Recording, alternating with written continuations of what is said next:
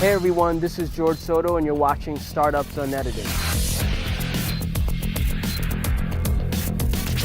Hey everyone, this is Jorge Soto and you're watching Startups Unedited live from Cancun, Mexico. You can probably hear the birds singing behind me. Today I wanted to talk about why I love B2B businesses versus B2C. Now, I've done both and I failed at both. I've had some successes in B2B, and here's what I've been able to actually figure out. So listen up for a second. And this is good for founders who are out there who have maybe identified a particular product or opportunity and they are trying to determine whether they should maybe go the B2C route versus the B2B route. I always, again, love the B2B route.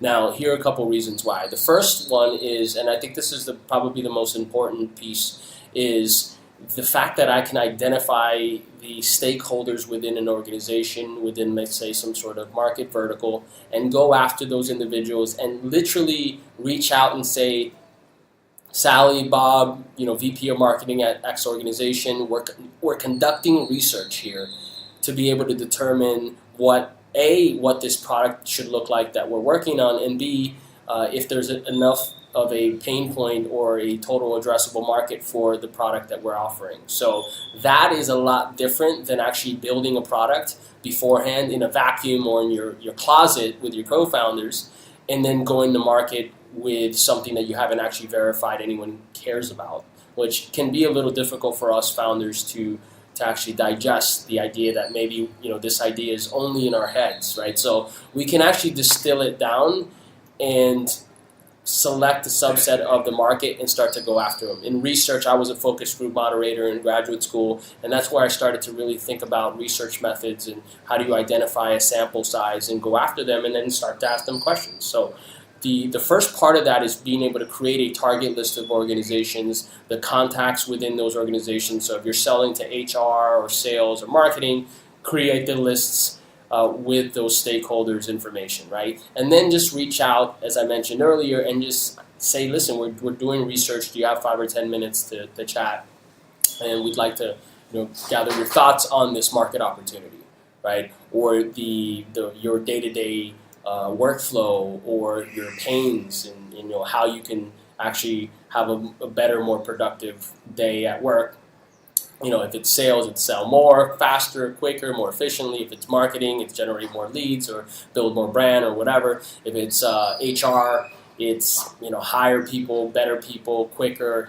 Whatever the value is of their role or whatever they could do better, more efficiently, etc. You want to start to focus on the reality and not necessarily this is a very cool, innovative concept. Like, those are a little scary for me because they don't actually focus on a very specific pain point that someone's going to pay for, right? So a lot of the workflow tools, there are tools like Asana out there, project management tools and stuff. I have a little hard time building those kinds of businesses because the differentiator is very challenging, I think, to be able to say, hey, listen, get off your current sort of system that's already kind of doing these things and use ours because it's prettier, right? Now, don't get me wrong, I really enjoyed Asana for a long time. I'm kind of iffy on the latest user experience tweaks that they've made, but I'm sure they're doing fine. They're heavily funded.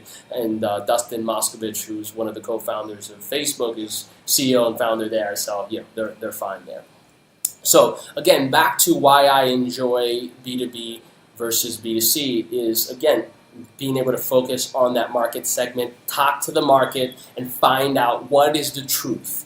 What is the actual truth?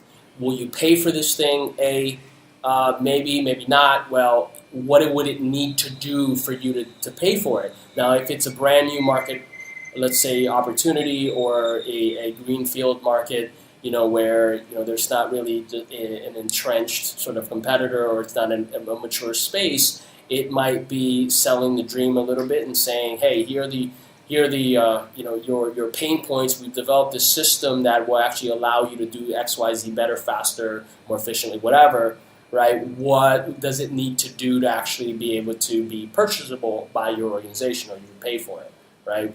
If it's something where you're just kind of an enhancement to an existing tool or you want to displace an existing solution, you can ask the same thing.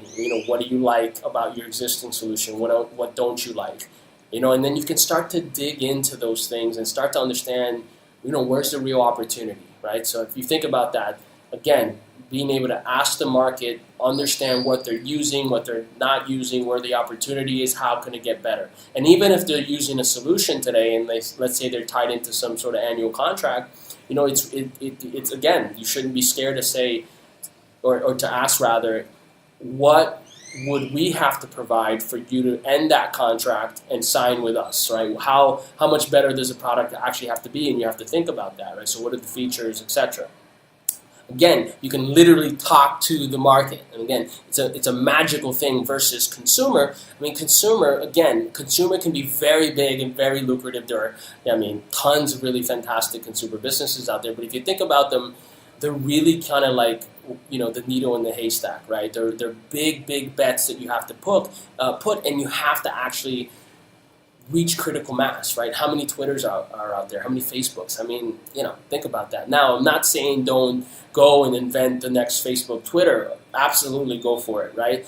But understand what you're dealing with, right? You cannot sit there unless you're Procter and Gamble or Nestle and you have, tons and millions and millions and millions, billions of dollars that you can spend on research and development. It's very, very challenging to actually reach the end consumer and start to ask them what they want. And it's relatively inefficient to do that anyways.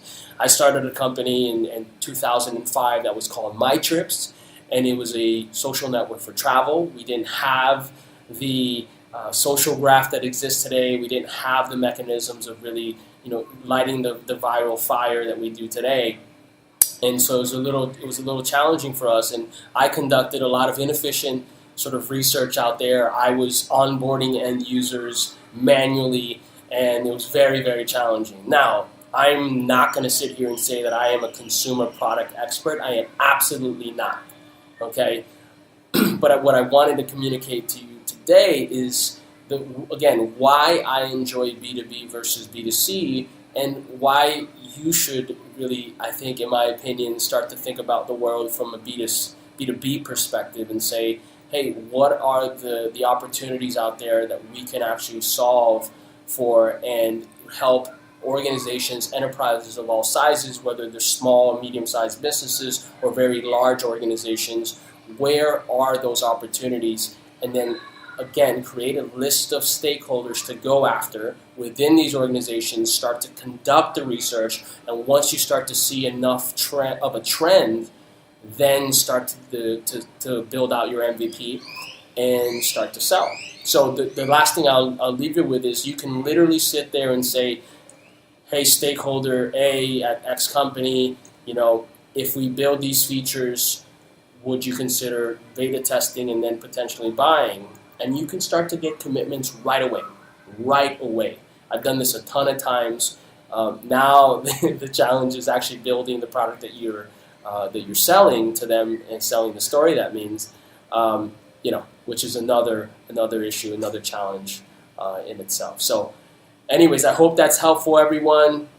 Have a fantastic day. If you have any questions, please tweet at me at Soto Ventures. Use Soto Ventures hashtags for any really cool tweets that you send out there to the world. And I'm also on Snapchat today. So hope all is well. See you soon, guys.